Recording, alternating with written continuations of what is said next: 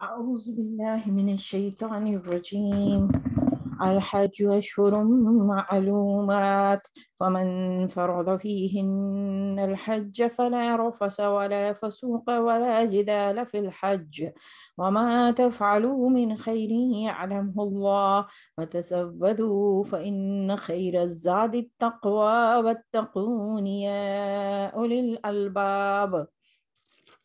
ليس عليكم جناح أن تبتغوا فضلا من ربكم فإذا أفضتم من عرفات فاذكروا الله عند المشعر الحرام واذكروه كما هداكم وإن كنتم من قبله لمن الضالين ثم أفيضوا من حيث أفاض الناس واستغفروا الله إن الله غفور رحيم.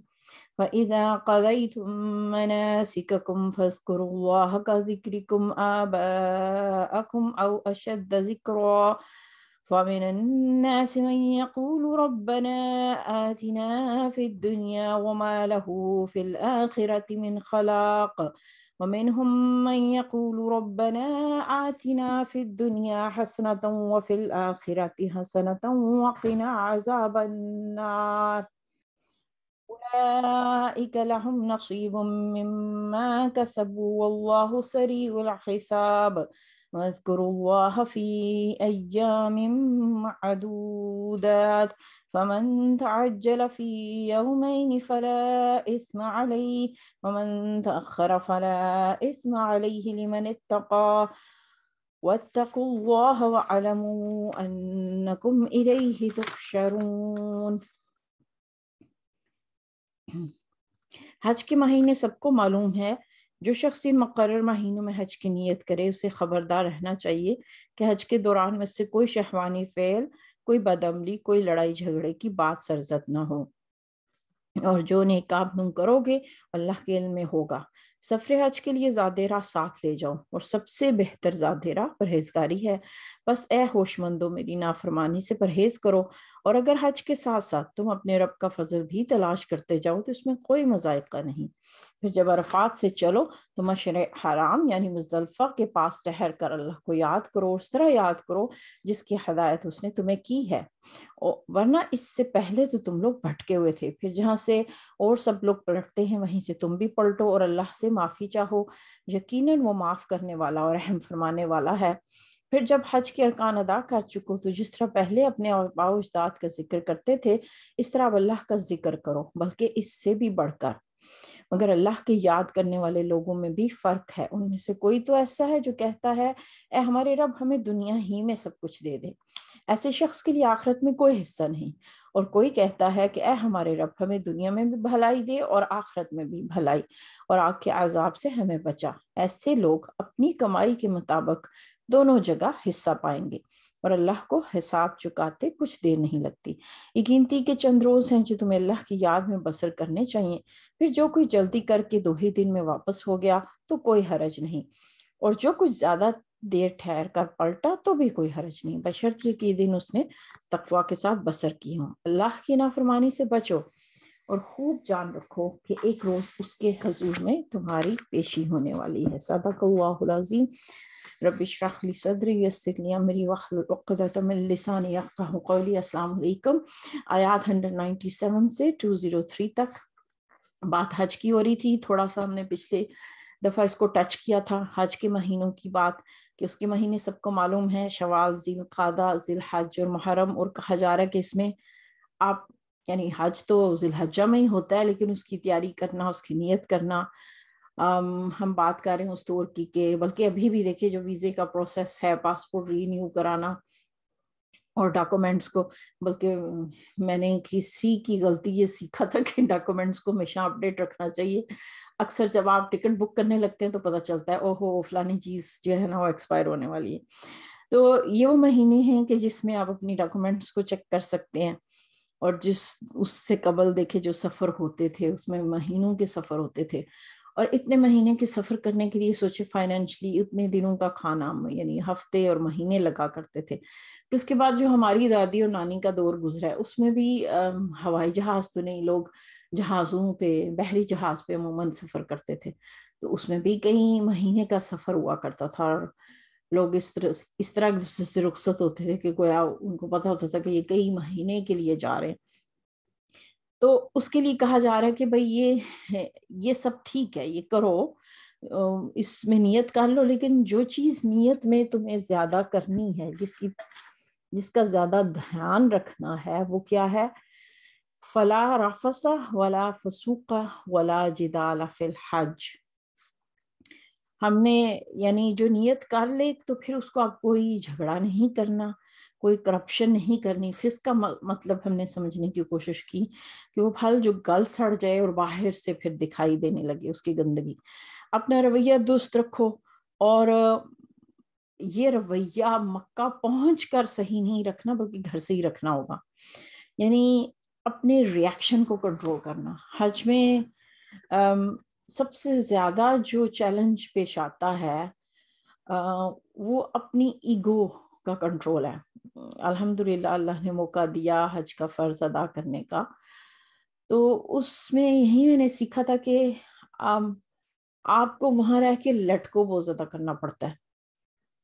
آپ صحیح بھی ہیں,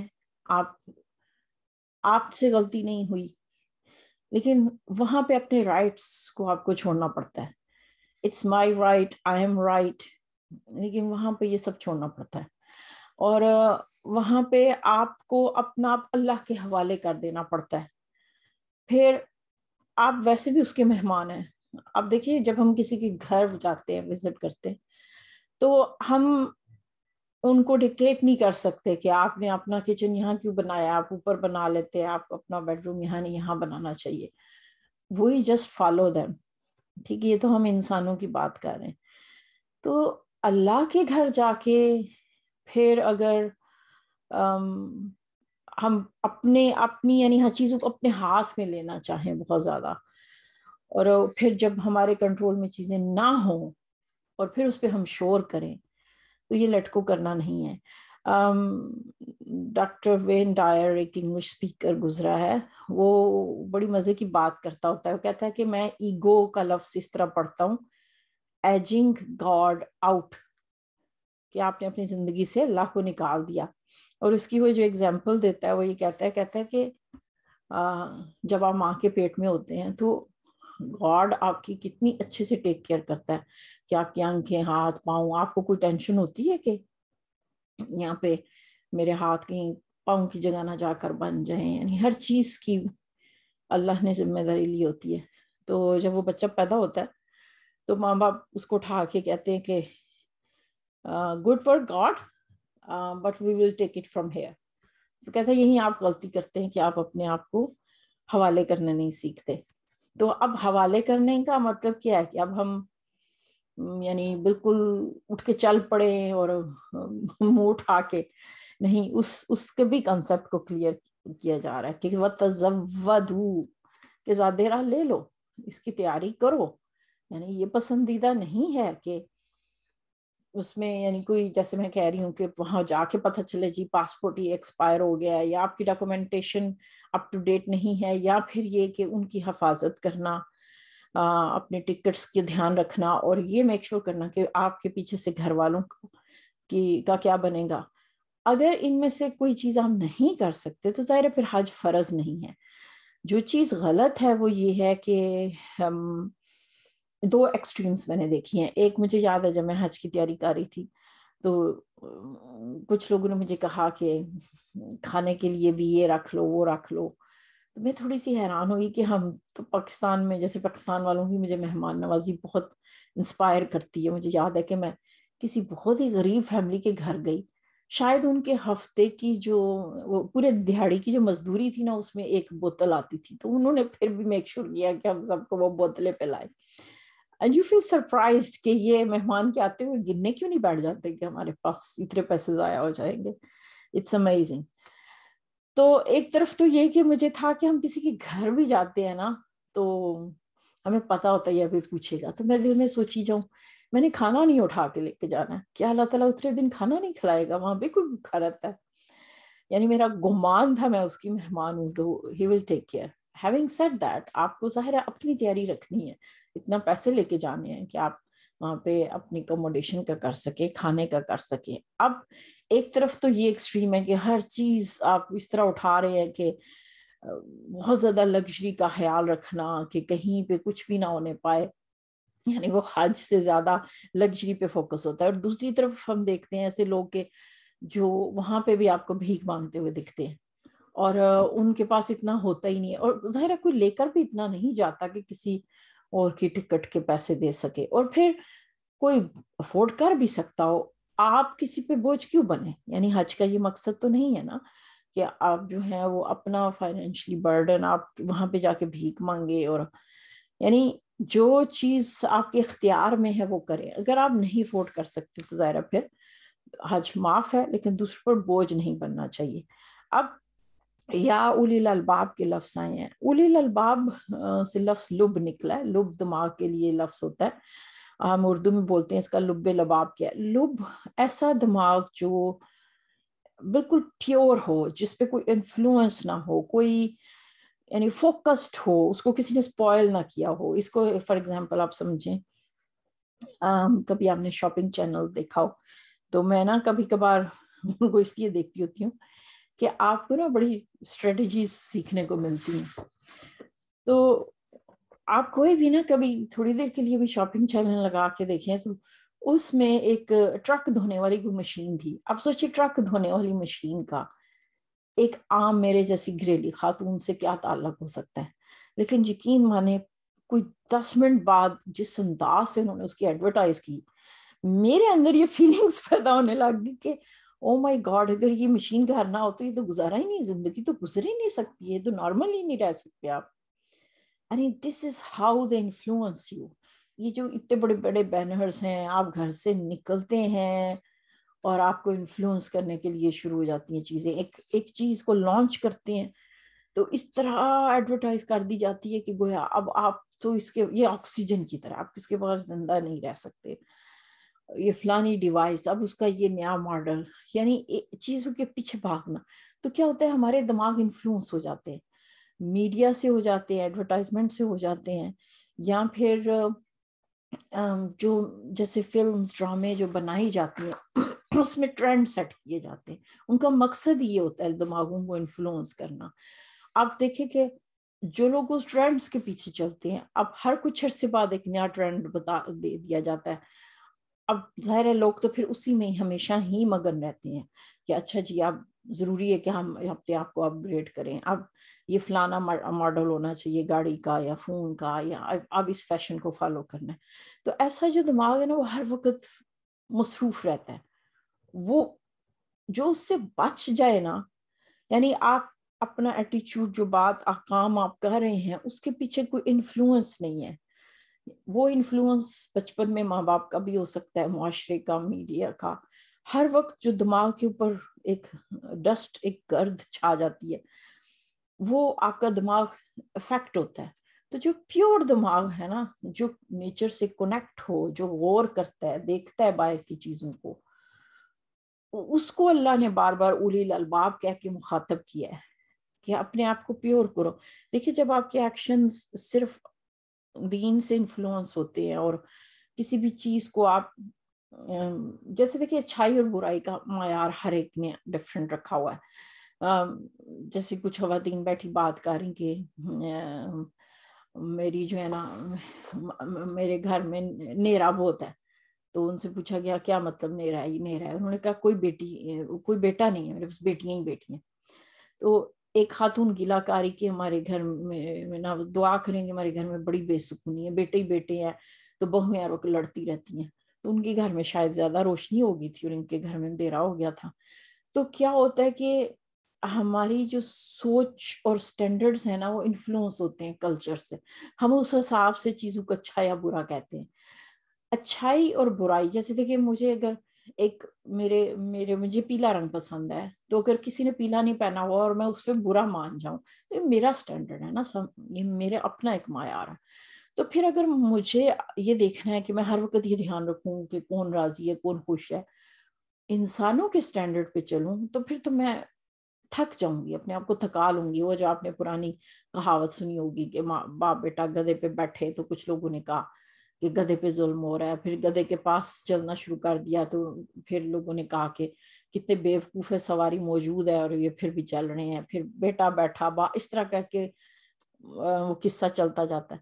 تو پھر میں کس کا سٹینڈرڈ پورا کروں؟ تو آسان نہیں ہے کہ ہم نے، اللہ نے جو ہمیں اچھائی برائی کا سٹینڈرڈ دے دیا، ہم اسی حساب سے ہی اپنی زندگی کو طے کریں۔ یعنی جو میں ایکشنز کرتی ہوں اس کی بیس، اس کی بیک آف میرے مائنڈ، بیک آف ہیڈ جو میری سوچ ہو، وہ اس کا انفلوئنس کا سورس قرآن اور حدیث ہونی چاہیے۔ اب ہمیں اپنے آپ کو، یعنی اپنے دماغ کو اس اولو الالباب میں رکھنا ہے، ہر وقت کوسچن کرنا ہے چیزوں کو، تاکہ ہم آنکھیں بند کر کے نہ چل سکیں۔ اب ساتھ ہی اجازت دی جا رہی ہے کہ لیس علیکم جناح ان تبتغوا فضلا من ربکم، کہ اللہ کا فضل، دیکھیں جاب اور بزنس کرنے کو اللہ کا فضل کہا گیا۔ اس سے مجھے زیادہ پاکستان کی کرنسی پہ لکھا ہوتا ہے رزق حلال کمانا عین عبادت ہے، اور یہ واقعی بہت سچ بات ہے۔ پر مجھے افسوس اس بات کا ہوتا ہے کہ جب کچھ لوگ یہ کہتے ہیں کہ آئے ہم نے زندگی ضائع کر دی، ہم نے صرف ڈگریاں کی، صرف جاب کی، بزنس کی، اور ہم اسلام کے لیے، دین کے لیے ہم نے کچھ بھی نہیں کیا، تو بنا پھر ان کی، یعنی یہاں سے اگین آپ کی سوچ انفلوئنس ہو گئی نا کہ بھائی وہ سب بھی عبادت ہے۔ تو دیکھیں یہاں جاب کرنے کو اللہ کا فضل کہا گیا ہے، تو وہ خواتین جو اپنے گھروں کو چلاتی ہیں تو وہ دراصل اللہ کا فضل تلاش کر رہی ہوتی ہیں۔ تو پھر یہاں پہ کہا جا رہا ہے کہ حج کے زمانے میں بھی جاب ہو سکتی ہے، یعنی دیکھیں اس سے زیادہ فلیکسیبلٹی اور وسعت کس دین میں ہوگی کہ یہاں پہ تو اس کو دنیا داری نہیں کاؤنٹ کیا جا رہا، کہ وہاں پہ بھی ہو سکتا ہے کچھ لوگ حج افورڈ ہی اس طرح کر سکتے ہوں، وہاں جا کے سٹالز لگاتے ہوں یا کچھ چیزیں بیچتے ہوں، یا کچھ لوگوں کو کمپنیاں ہائر کرتی ہیں، ان کے ویزے اور ٹکٹس وہ کمپنی دیتی ہے، تو وہ اسے بہانے حج کر لیتے ہیں۔ تو یہ اس چیز کو جائز کہا جا رہا ہے۔ تو جب حج کے دنوں میں جاب کرنا اور اللہ کا فضل تلاش کرنے کی اجازت ہے، اور اس کو یہ نہیں کہا گیا کہ اس سے تمہارا حج ضائع ہوگا یا یہ دنیا داری ہو جائے گی، تو پھر ایک عام دنوں میں سوچئے کہ اگر اسلام میں یہ کتنا پسندیدہ ہے۔ جیسے حضرت موسیٰ علیہ السلام کا جب ہم قصہ پڑھتے ہیں تو وہ دو خواتین جو جن کے گھر میں مرد تو تھا لیکن وہ کمانے کی پوزیشن میں تھا، اور وہ ایسی جگہ پہ جاب کر رہی تھی جہاں پہ سارے مرد ہی مرد تھے، لیکن ہمارا دین پریکٹیکل ہے، خواتین پہ وہ وقت آ سکتا ہے کہ جب ان کے لیے ان کو فائنینشلی نکلنا پڑتا ہے، تو ہمارا دین اس چیز کے لیے راستے کھلے رکھتا ہے۔ ہاں جس چیز کو وہ پسند نہیں کرتا وہ ہے اب دوسروں پہ بوجھ بنے اور بھیک مانگتے پھرے نا۔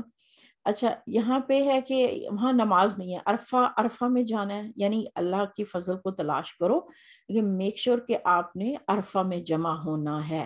وہاں پہ جہاں پہ افضتم کا لفظ آیا من عرفات، افضتم کہتے ہیں وہ جگ جو بھر جائے اور باہر گرنا شروع ہو جائے۔ تو اگر آپ عرفہ کا میدان دیکھیں تو ایسے ہی ہے کہ ہر طرف انسان، کبھی آپ لائیو دیکھیں ٹی وی پہ تو، کیونکہ حج کے خود جا کے اتنا نہیں محسوس ہوتا جتنا وہ کیمرہ اوپر سے دکھاتا ہے، ایسا لگ رہا ہوتا ہے کہ جیسے جاگ گیا اور وہ بھر گیا اور وہ آگے پیچھے اس کا پانی یعنی چھلک رہا ہے نا۔ تو جبل رحمت یا وہ پہاڑ پہ جا کے دعا کرنا، لیکن ہر کوئی وہاں نہیں جا سکتا، تو اس لیے جہاں پہ بھی اس کے ارد گرد عرفہ کا میدان اٹ سیلف اللہ سے باتوں کا دن ہے، اس میں جیسے نماز بھی نہیں ہے، تو بندہ حیران ہوتا ہے کہ نماز کیوں نہیں ہے۔ تو دراصل اللہ یہ چاہ رہا ہے کہ اس دن ہم صرف باتیں کریں، تو ٹھیک ہے دعاؤں کی بکس لے جائیں، لیکن وہ دن ہے کہ جس میں اللہ سے کسی بھی زبان میں بات ہونی چاہیے، چاہے آپ بکس سے دعائیں پڑھ رہے ہیں، میک شور کہ آپ کو پتا ہو کہ آپ اللہ سے کیا باتیں کر رہے ہیں۔ اس عرفہ کے دن کا مقصد یہ ہے۔ اور دیکھیں حج کو کہاں سے کرتے کرتے کرتے دعا سے جوڑ دیا گیا، پیچھے رمضان کی بات ہوگی تو اس میں بھی بیچ میں اس کو دعا سے جوڑ دیا گیا کہ میرے بندے مجھے پکارے۔ تو حج اور یعنی ہر عبادت کا تعلق اگر دعا سے ہے تو اسی لیے ایک حدیث کے مطابق دعا کو عبادت کا مغز کہا گیا۔ تو اس سے کہا جا رہا ہے کہ اللہ کو ایسے یاد کرو کہ جس نے جو طریقے اللہ نے سکھا دیے ہیں، کیونکہ پہلے تو وہ تم نہ جانتے تھے۔ پھر حج کے بعد کا جو عربوں میں ایک رواج تھا کہ حج اگرچہ حضرت ابراہیم کی سنت کے طور پہ ان کے اندر تھا، لیکن کچھ چیزیں انہوں نے بدل دی تھیں. جیسے مزدلفہ تک وہ نہیں جاتے تھے، وہ سوچتے تھے جو لوگ سعودی عرب سے، مکہ سے باہر سے آئے ہیں، وہ عام لوگ ہیں، وہ وہاں جائیں، ہم اسپیشل ہیں، ہم یہاں کے لوکل ہیں، ہمیں نہیں ضرورت کہ ہم بھی وہی کریں جو باقی سب کر رہے ہیں. تو وہاں کہا کہ نہیں، تم نے بھی ادھر جانا ہے اور اللہ سے استغفار کرو. استغفار سے کی بات کی تو اس سے ایک اور بات سمجھ آتی ہے کہ اگر حج کا تعلق دعا سے ہے تو دعا کوئی بھی ہو سکتی ہے، لیکن اللہ نے یہاں پہ استغفار کا ذکر کیا، اس کا مطلب کہ استغفار کی دعا زیادہ ہونی چاہیے.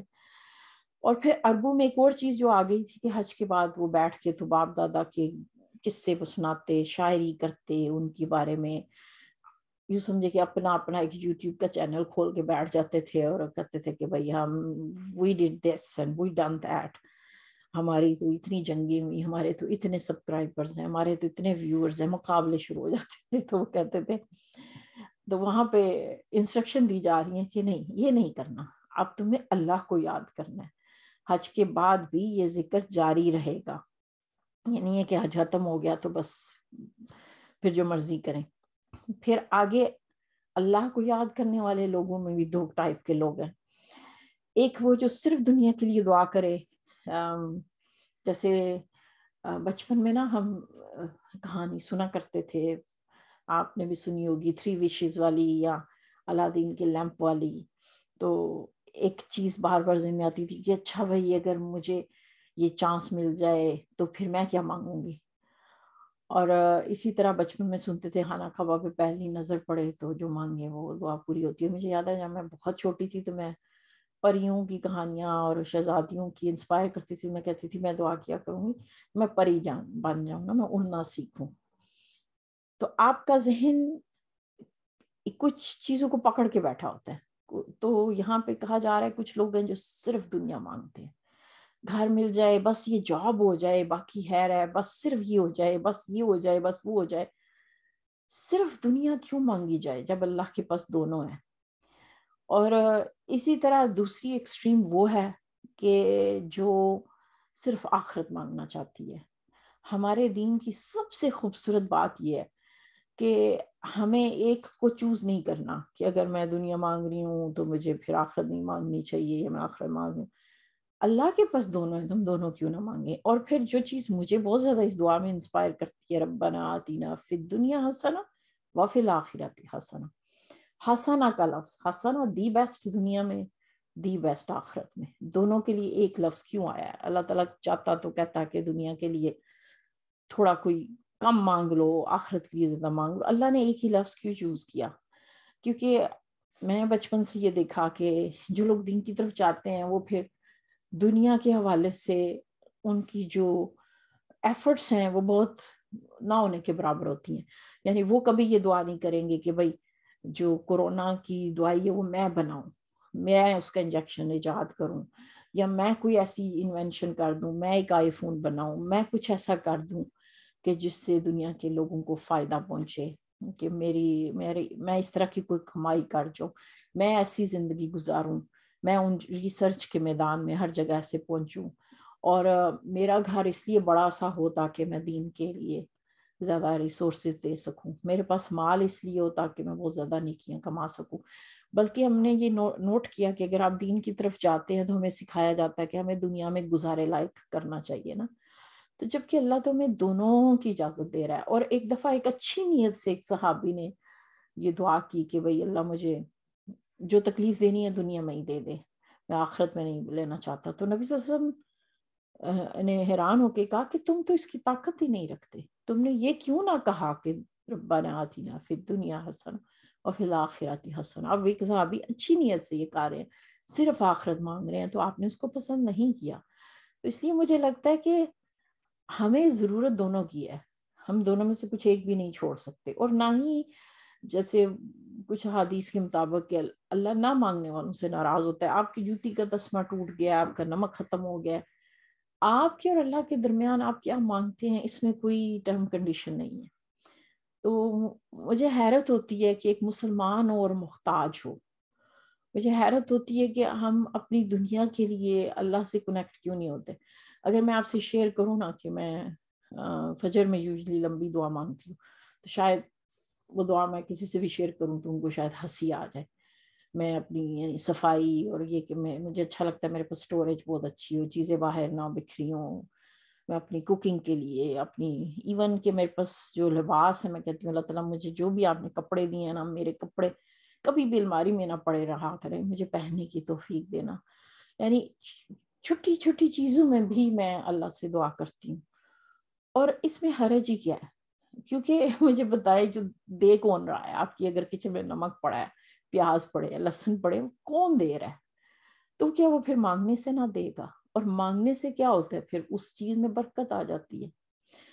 مجھے یاد ہے جب میں نے ڈرائیونگ ٹیسٹ پاس کیا تو مجھے لائسنس ملا، تو جو پہلی گاڑی میں نے اللہ سے مانگی جس کا نام نہیں آتا تھا، تو میں نے اس کا ماڈل نمبر لکھ لیا. میں نے کہا تھا کہ اللہ تعالیٰ سواری دینی ہے تو دی بیسٹ دینی ہے اور 0 میٹر دینی ہے. اور یہ اللہ کی طرف سے خاص عنایت ہے کہ اس نے مجھے ہمیشہ 0 میٹر ہی دی ہیں، کیونکہ آپ کی نیت اچھی ہے نا. آپ کو اللہ جو دے گا آپ اس سے اچھا فائدہ اٹھائیں گے اپنے لیے، دوسروں کے لیے. تو پھر آپ اللہ سے سوچ کے کیوں مانگتے ہیں؟ اللہ سے اس کے اکاؤنٹ دیکھ کے کیوں نہیں مانگتے؟ گن گن کے کیوں مانگتے ہیں؟ اس کے پاس تو وہ جو ہے نا جن و انس مل جائیں اور سمندر میں سوئی ڈالیں اور پھر آپ نکالیں. آپ سمندر کے کنارے کھڑے ہو کے سوئی ڈالتے ہوئے بھی اگر ڈال رہے ہیں تو یہاں پہ لمیٹیشنز ہیں، وہاں کوئی لمیٹیشنز نہیں ہے. تو یہ بہت خوبصورت دعا ہے، اس کو وسعت کے ساتھ مانگیں. اور صرف دنیا مانگنا خسارہ ہے اور صرف آخرت مانگنا بھی پسندیدہ نہیں. تو یہ بیلنس ہے جو ہمیں رکھنا ہے. ہاں یہ کہا گیا ہے جو صرف دنیا مانگتا ہے اس کو آخرت میں کچھ نہیں ملے گا، اور جو دونوں مانگتے ہیں ان کا کہا گیا ملے گا وہی جو آپ نے ایکشن کیا. کیونکہ ہمارا دین دعا کے ساتھ ایکشن کی بھی طرح، میں کہوں کہ مجھے جاب مل جائے اور خود اٹھ کے میں کچھ کروں نا، تو یہ فارمولہ ہے ہمارے دین کا. اور پھر آخر پہ کہ بھائی منا میں یاد کرو، جب بنا میں چلے گئے آپ کوئی جلدی جانا چاہے، ظاہر ہے لوگوں کو جاب سے چھٹی اس حساب سے ان کا پیکیج ہوتا ہے، تو اس میں کہا گیا اس میں حرج نہیں ہے کہ تم حج مکمل کر چکے ہو، کچھ بعد میں چلے جائیں، کچھ لوگ پہلے چلے جائیں. اصل چیز جو ہے وہ تقویٰ ہے، یعنی تقویٰ کے ساتھ یہ دن گزارنے ہیں. اور یہ یاد رکھو کہ یہ پریکٹس تھی، الیہ تحشرون، کہ تم نے پھر واپس اسی کے پاس جانا ہے. اللہ تعالیٰ ہم سب کو اپنے گھر لے کر جائے اور بار بار لے کر جائے، اور ہماری ان کوششوں کو قبول کرے. اللہم اجعل القرآن ربیع قلبی ونور صدری وجلاء حزنی وذہاب ہمی وغمی. السلام علیکم ورحمۃ اللہ.